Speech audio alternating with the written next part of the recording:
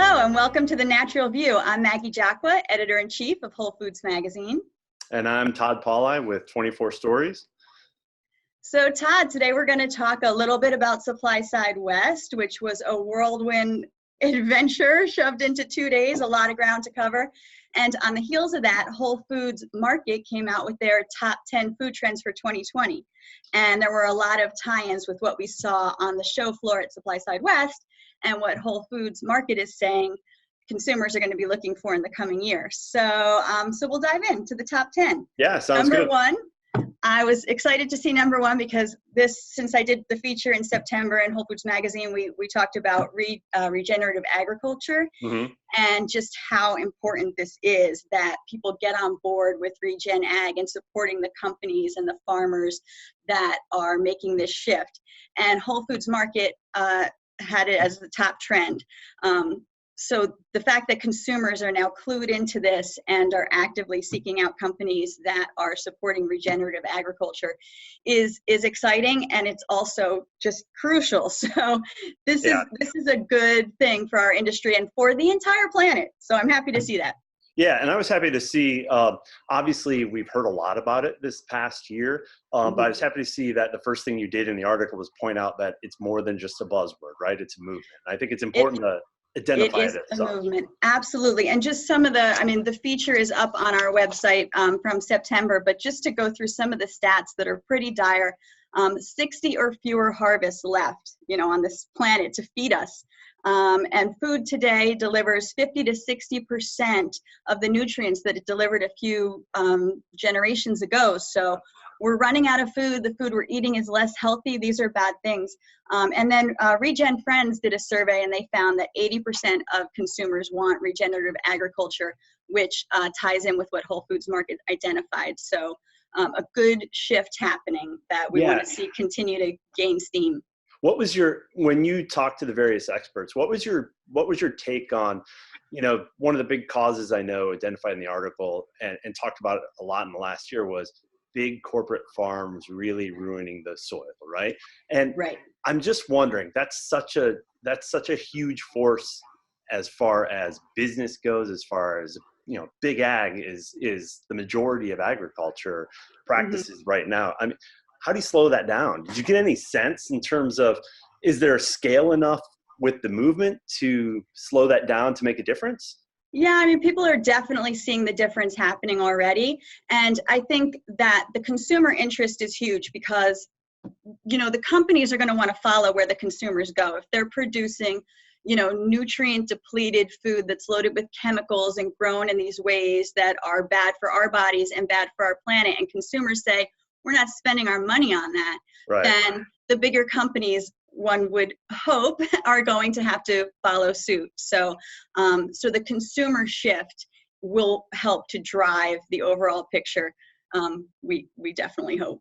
Got it. And I know there are companies in our industry that have gotten behind the movement in significant ways. Mega Foods, obviously comes to mind. Absolutely, Rodale. Really, they're out there on the cutting edge and really raising their voice about it. Do you see other companies jumping in? And if so, what's their incentive from a business standpoint and a product standpoint? Like, how are they, how are they justifying that in terms of, it's great they're doing it. How do they tie that back to their investors and the bottom line? Yeah, you're definitely seeing the shift, more companies getting involved with obviously leaders of our industry driving that change. Like you mentioned, Mega Food, Applied Food Sciences, so many companies making this push toward regen ag. But, again, it comes down to being good for the bottom line. And I think, this came up at APA's Botanical Congress. There was a lot of talk at SupplySide West the last day, a lot of talk about sustainability and, about how consumers are rewarding just in general sustainability efforts, but obviously regen ag is a big picture part of that. Consumers rewarding the effort and companies doing taking steps in every way that they can, seeing where they can make a difference and taking steps. So even beyond regen ag, but consumers rewarding that and consumers seeking out those products. So that is kind of, if your shoppers, if your consumers, your customers want it, then that's a good incentive to do it. Beyond just that, it's going to save us all from doom and gloom. Yeah, for sure. Well, really cool to see that made the top of the list, and the fact that it's Yes. such an important issue. It definitely deserves a lot of attention. What else is on the list? So we have 9 other ones. What else did you find exciting for 2020? Well, going through, this is something, so they talked about alternative flours and some fun things like banana flour, cauliflower flour. So people are looking for these to increase the protein, the fiber, just a bigger nutrient power to their products, their baked goods that they're making. But there's also something we saw a lot this year, talk about people being more adventurous, and especially the younger generations, the millennials. These are people who love to travel and just want to try different things and taste different things. So that's probably something that's driving this trend to just being more adventurous with your food and getting the added bonus of it's better for you. Right. Yeah, I think that's great. And I know you have kids, folks with kids who, like oat milk and other things that have kind of gone through, milk sort of went through that phase a few years ago. It's not a question. It's not what's that? It's just like, oh, well, yeah, it's oat milk. I mean, do you see that trend kicking in as far as flours go? Is this going to be mainstream, or what do you think? I think it will be something that increases mainstream, and it actually ties into another one of their trends, which was number 7, better for you kids foods. And they actually called out foods that have mega superfoods mixed in with like seafood and seaweed and things like this. So in my home, I don't know. I mean, it's got we covered healthy kids snacks in a summer issue, and there was the talk about how just as long as it tastes good, the kids don't. So like this hidden goodness, which is definitely in my house. I sneak kale and spinach into all their smoothies, and they can't tell, so they get their spinach every day. But I think coming down to, yes, that'll be an increased trend, people moving more towards the healthier foods as long as they taste good. Yeah. Okay. Well, that makes sense. So what else? So we've got healthy, we have alternative flours. You kind of covered off on better for you kids healthy kid snacks. Yeah. Right. West African flavors being a trend. And I think this ties back to what we were just saying earlier about people wanting the more adventurous kind of, like you might be stuck in your house in New Jersey, but you can get these exotic flavors and tastes, and of course then you get the benefits of them too. So they called out a combo of tomatoes, onions, and chili peppers as kind of a flavor combo that's big.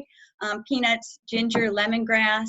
So again, just going for that fun, adventurous, different, being more experimental with your food. So yeah, for sure. We on my side of the business, shooting recipe videos for brands, we've seen this, and I love it. I think it's great. I think anything we can do to, increase interest in different flavors, different cultures is wonderful. So I'm glad to see this trend as well.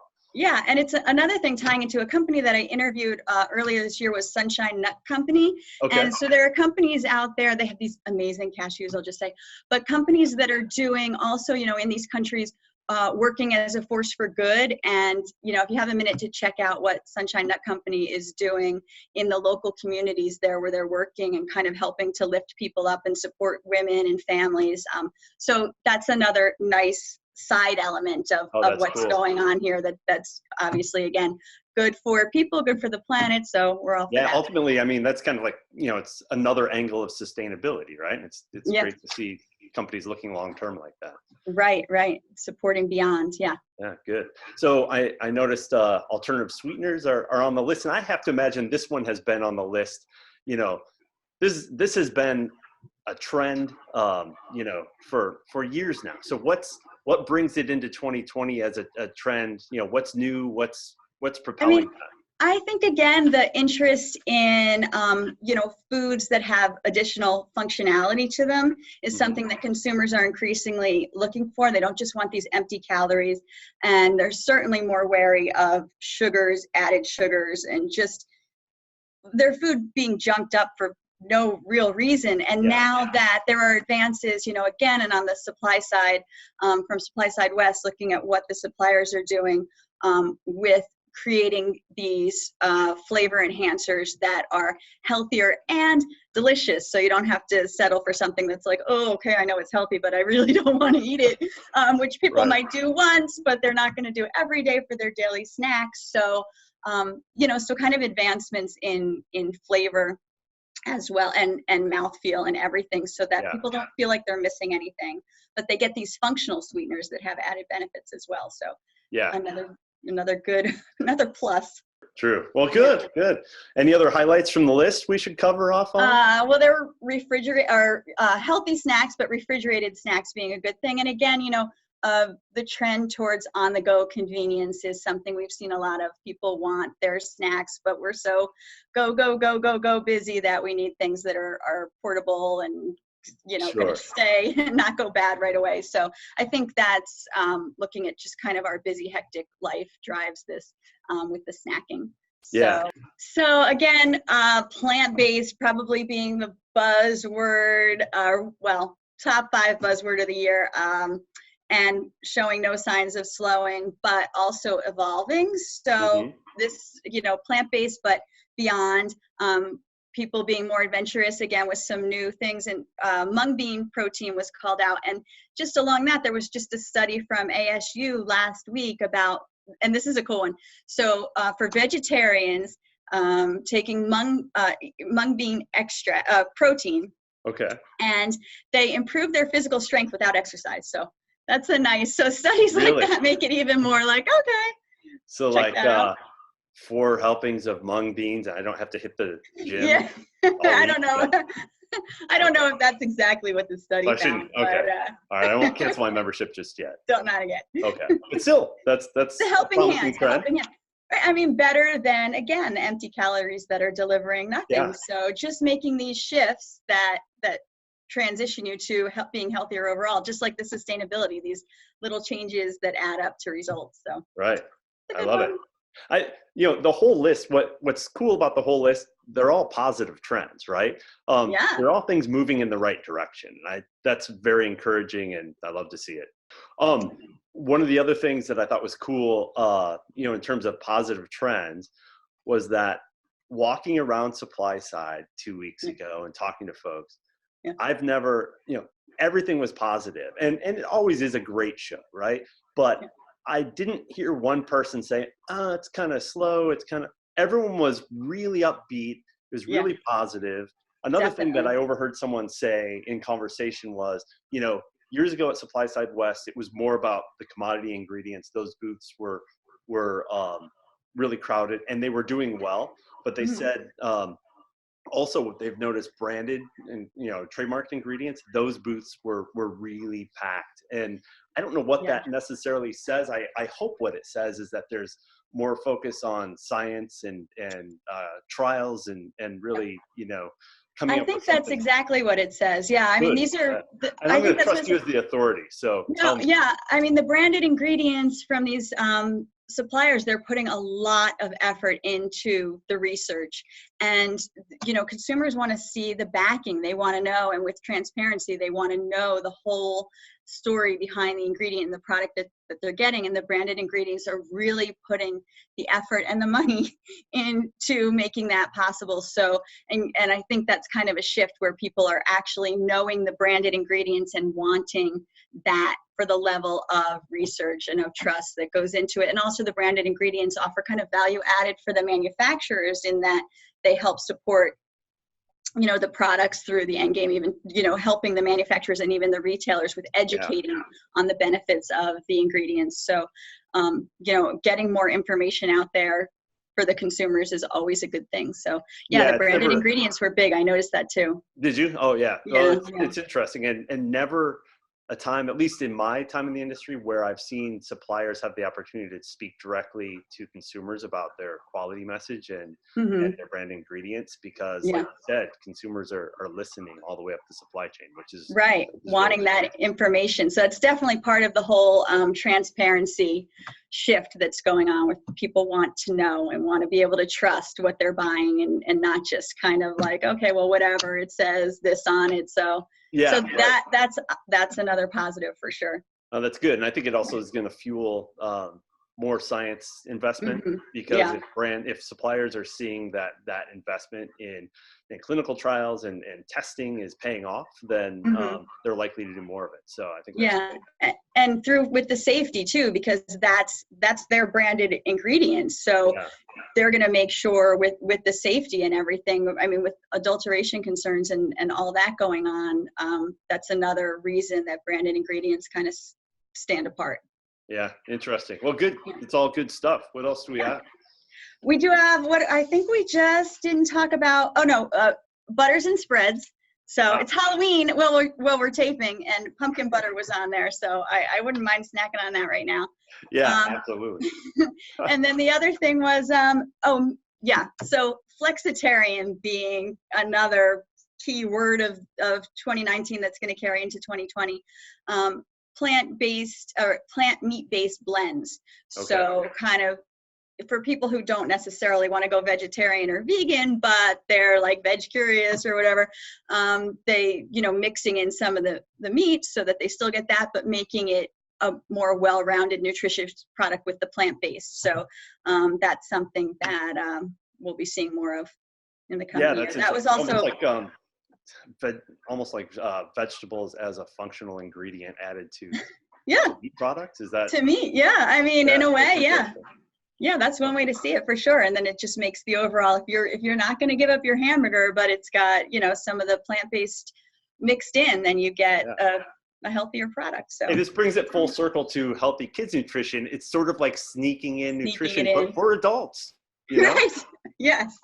Everyone might need it. Yep. Well, good. Wait, there's one more. Yeah, okay, let's hear it. Save the best for last. So this is again, they say that the millennials are really driving this trend, but zero proof drinks. So your mocktails where you get the feel that you're having a little bit of party fun, but without the booze. So that's something else that we started to see becoming more popular in 2019, and Whole Foods Market is saying 2020, we're going to see more of that. So are those flavor profiles, are they similar then to already established full alcohol drinks, or are they?